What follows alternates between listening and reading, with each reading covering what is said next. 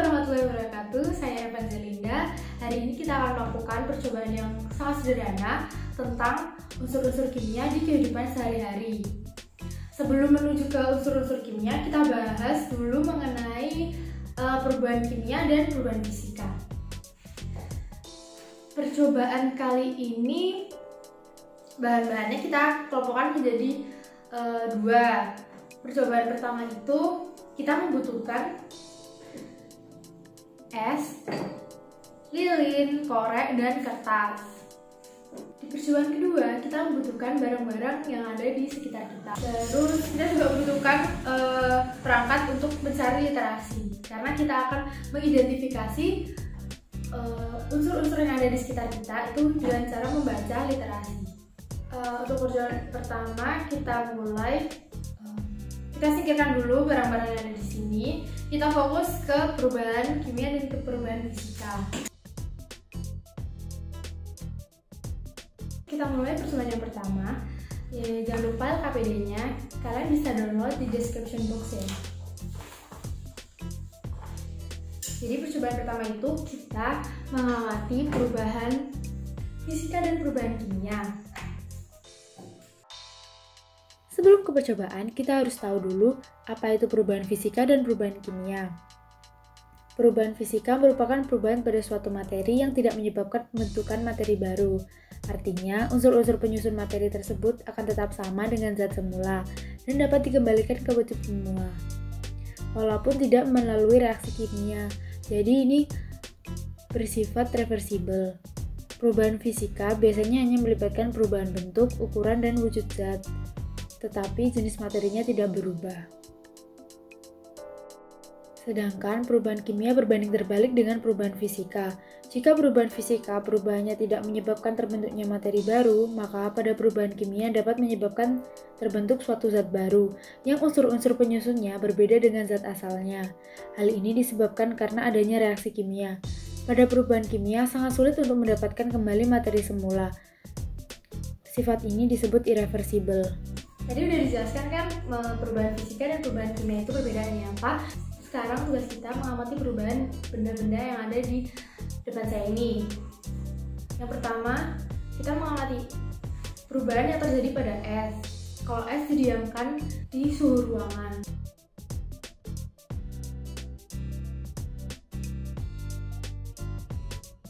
Itu tadi rekamannya. Esnya mencair. Butuh waktu 30 menit untuk mencair seperti ini. Jadi ini kan udah sebagian mencair. Nah, dari sini kita amati. Tadi kan esnya ini masih berupa solid padatan yang sekarang udah mencair menjadi cairan. Jadi bisa diisi di LKPD-nya. Apa yang kita amati peristiwa mencairnya es ini termasuk perubahan fisika atau kimia. Terus kita lanjut ke pengamatan berikutnya, yaitu ketika kertas dibakar.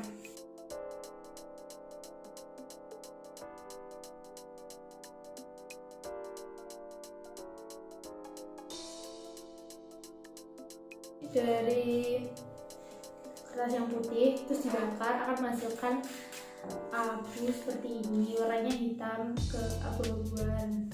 Jadi ini termasuk perubahan kimia atau perubahan fisika. Nanti tulis di LKPD-nya ya. Kita lanjut ke pengamatan berikutnya, yaitu ketika kita membakar lilin. Saya amati dulu. Ini lilin awalnya sumbernya berwarna putih, masih utuh seperti ini. Kalau kita bakar, nanti diamati apa yang berubah dari lilin ini.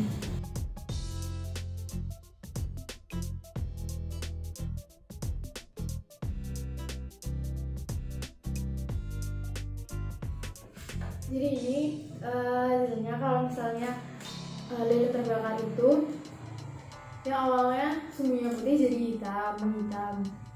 Terus lilinnya jadi meleleh. Berarti kan di sini ada dua peristiwa ya. Itu bisa ditulis termasuk perubahan kimia atau perubahan fisika. Nanti kita bahas di akhir. Jadi es yang telah mencair ini kan nanti bisa didinginkan kembali. Ketika didinginkan kembali dia akan berubah menjadi es lagi. Jadi prosesnya itu merupakan perubahan fisika karena tidak memerlukan adanya reaksi kimia dan dia hanya dipengaruhi oleh suhu. Terus kalau misalnya kertas di sini dia dibakar jadi abu. Dia melalui reaksi kimia yaitu reaksi pembakaran yang membutuhkan oksigen. Jadi akan menghasilkan seperti ini, abu ini menghasilkan karbon. Nah, nanti kita bahas unsur karbon juga di percobaan selanjutnya. Dalam reaksi pembakaran lilin ini terdapat dua fenomena. Yang pertama itu ketika sumbu dibakar, dia kan awalnya kan putih, sekarang menjadi hitam. Ini berarti memerlukan reaksi kimia juga, reaksi pembakaran, membutuhkan oksigen dan menghasilkan karbon. Tadi kan sumbunya ya, kalau sekarang badan lilinnya kan dia hanya mencair. Jadi dari padat ketika terkena panas menjadi cair. Dan ketika nanti suhunya udah turun, lilin itu akan mengeras kembali jadi bentuk semula. Ini termasuk perubahan fisika.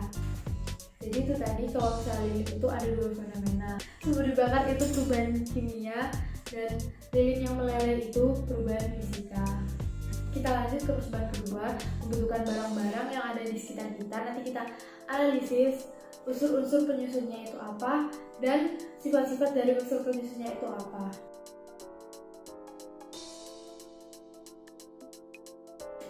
Kita lanjut yuk ke percobaan kedua. Jadi kita di percobaan kedua ini mengidentifikasi sifat-sifat unsur penyusun dari suatu barang yang ada di sekitar kita. Yang kita butuhkan itu ini barang-barang yang di sekitar kita yang kita dapatkan dan tentu saja internet kalau kita nyari di internet atau buku. Kalian bisa lihat dulu di data pengamatan yang tabel kedua itu tinggal diisi aja nanti nama bendanya, sifatnya, golongan dan periode serta unsur yang terkandung dalam benda tersebut. Pertama-tama kita bahas kapur. Menurut literasi, kapur tersusun dari kalsium. Namun kalsiumnya ini bukan dalam bentuk logam, tapi dalam bentuk senyawanya yaitu kalsium karbonat. Rumus senyawanya CaCO3. Jangan lupa dicari sifat-sifat dari kalsium itu bagaimana. Terus kita lanjut ke ini, barang yang biasanya digunakan untuk merekatkan komponen-komponen dalam alat elektronik. Jadi ini namanya tenol. Tenol ini unsur penyusunnya itu adalah timah. Jadi kita cari tahu dulu sifat-sifat dari timah itu seperti apa. Tadi saya menemukan arang, jadi arang ini adalah karbon. Dalam reaksi pembakaran biasanya menghasilkan karbon. Lanjut ke barang selanjutnya, di sini saya punya kalung. Kalung ini kalung emas. Tentu saja unsur penyusunnya itu emas, namun bukan 100% emas. Tentunya emas dengan campuran yang lainnya. Kita bisa cari tahu dulu sifat-sifat dari unsur emas. Barang selanjutnya adalah gelang. Di sini saya tidak membahas karetnya, tapi saya lebih ke kenapa dia bisa memancarkan sinar di kegelapan. Jadi ini gelang glow in the dark. Kenapa dia bisa menyala?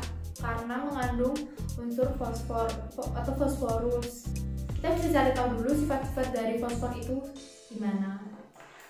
Barang selanjutnya itu ada kabel. Kabel di sini bukan luarnya yang mau kita bahas, tapi yang ada di dalam kabel. Di sini kelihatan berwarna merah, agak kemerahan. Logamnya agak kemerahan. Ini adalah tembaga. Kenapa sih tembaga bisa digunakan sebagai bahan di dalam kabel. Nanti kita cari tahu sifat-sifat dari tembaga itu. Terus di sini saya punya kaleng. Kaleng kan paling banyak ditemui di sekitar kita ya. Nah, kaleng minuman atau kaleng makanan. Kaleng ini unsur penyusunnya adalah aluminium. Aluminium juga banyak ditemukan di sekitar kita, nggak cuma kaleng aja. Nanti kita cari tahu sifat-sifat dari aluminium.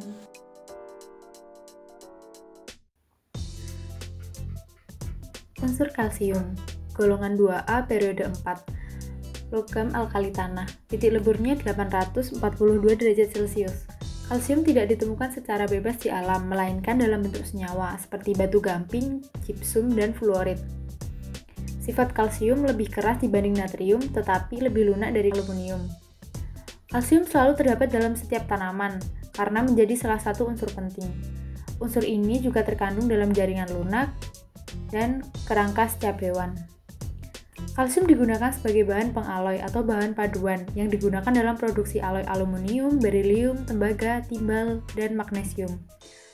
Kalsium juga digunakan dalam pembuatan semen dan mortir. Unsur yang kedua adalah timah, golongan 4A periode 5. Termasuk logam dasar, titik leburnya 231 derajat Celcius. Timah tidak ditemukan secara bebas di alam, melainkan dalam bentuk senyawanya, yaitu SnO2. Timah memiliki dua alotrop, yaitu timah alfa dan beta. Timah alfa biasanya disebut timah abu-abu, sedangkan timah beta biasanya berwarna putih. Sifat dari timah tidak mudah teroksidasi, sehingga tahan karat. Timah merupakan logam lunak, fleksibel. Kegunaan timah sebagai bahan kombinasi perunggu, pelapis logam, dan industri gelas. Unsur selanjutnya adalah tembaga, golongan 1B periode 4. Tembaga merupakan logam transisi, titik leburnya 1083 derajat Celcius. Unsur tembaga banyak terdapat di alam. Sifat dari tembaga mudah ditempa dan ulet. Tembaga merupakan konduktor panas dan listrik yang baik. Tembaga lebih lunak dari seng, dapat dipoles, dan memiliki reaktivitas kimia rendah. Biasanya, tembaga digunakan dalam peralatan listrik, konstruksi atap dan pipa, mesin industri, dan paduan logam. Unsur emas, golongan 1B periode 6, termasuk logam transisi. Titik leburnya 1064 derajat Celcius. Logam emas memiliki karakteristik lunak, mudah dibentuk, dan warnanya mengkilap kekuningan. Kegunaan emas sebagai perhiasan dan dijadikan sebagai emas batangan. Biasanya orang-orang menggunakannya sebagai investasi. Pada perhiasan, seringkali kita mendengar kata karat. Karat adalah sistem pengukuran tingkat kemurnian emas. Kemurnian emas diukur berdasarkan jumlah persentase emas murni yang terkandung dalam suatu logam. Karena biasanya dalam suatu perhiasan, emas itu tidak murni 100%, melainkan dicampur dengan logam yang lain. Unsur selanjutnya adalah fosfor, golongan 5A periode 3. Fosfor merupakan unsur non-logam, titik leburnya 44 derajat Celcius. Banyak ditemui dalam batuan fosfat anorganik dan dalam semua sel hidup, tetapi tidak pernah ditemui dalam bentuk unsur bebasnya. Sifat dari fosfor memiliki beberapa alotrop, yaitu putih, merah, dan ungu. Yang menyala dalam gelap dan memancarkan warna hijau adalah fosfor putih. Kegunaan fosfor yang terpenting adalah dalam pembuatan pupuk. Penggunaan fosfor secara luas digunakan dalam bahan peledak, korek api, kembang api, pestisida, pasta gigi, dan deterjen. Unsur selanjutnya adalah aluminium, golongan 3A periode 3. Aluminium termasuk unsur logam. Titik lebur aluminium 660 derajat Celcius. Aluminium adalah logam paling berlimpah di bumi. Aluminium merupakan konduktor panas dan listrik yang baik. Aluminium juga ringan. Konduktor dari aluminium beratnya hanya setengah dari konduktor yang terbuat dari bahan tembaga. Penggunaan aluminium terdapat pada antasida atau obat mah, air minum, penggunaan aluminium foil, peralatan masak, dan kaleng. Aluminium juga digunakan sebagai bahan pengaloy atau bahan perpaduan logam. Perpaduan ini sesuai dengan fungsinya masing-masing. Misalnya aluminium dengan silikon. Perpaduan aluminium dan silikon menghasilkan produk yang lebih kuat. Sedangkan aluminium dengan magnesium tujuannya untuk menurunkan titik leleh. Aluminium dengan seng juga menghasilkan produk yang lebih kuat. Perpaduan aluminium dengan seng biasanya kita temukan di badan pesawat sebagai bahan badan pesawat. Unsur yang terakhir adalah karbon. Golongan 4 periode 2. Karbon merupakan unsur non-logam dan memiliki beberapa jenis alotrop, yaitu grafit, intan, dan amorf. Seperti kita tahu, intan merupakan batuan terkuat di dunia, sedangkan grafit berbentuk hitam dan lunak. Semua alotrop karbon sangat stabil dan memerlukan suhu yang sangat tinggi untuk bereaksi. Karbon memiliki banyak kegunaan. Dalam bentuk intan digunakan sebagai perhiasan dengan nilai yang tinggi, sedangkan dalam bentuk grafit digunakan pada industri pensil. Dalam bentuk amorf digunakan sebagai bahan pengisi ban dan sebagai arang aktif. Nah, itu tadi pembahasan dari percobaan-percobaan yang telah kita lakukan hari ini. Dari percobaan ini kita bisa membedakan mana sifat fisika dan sifat kimia. Lalu kita bisa mengidentifikasi unsur-unsur yang ada di sekitar kita. Ternyata barang-barang di sekitar kita itu tersusun dari unsur-unsur kimia yang beragam dan dengan keunikannya masing-masing. Sekian percobaan hari ini. Saya Evangelinda. Terima kasih. Wassalamualaikum warahmatullahi wabarakatuh.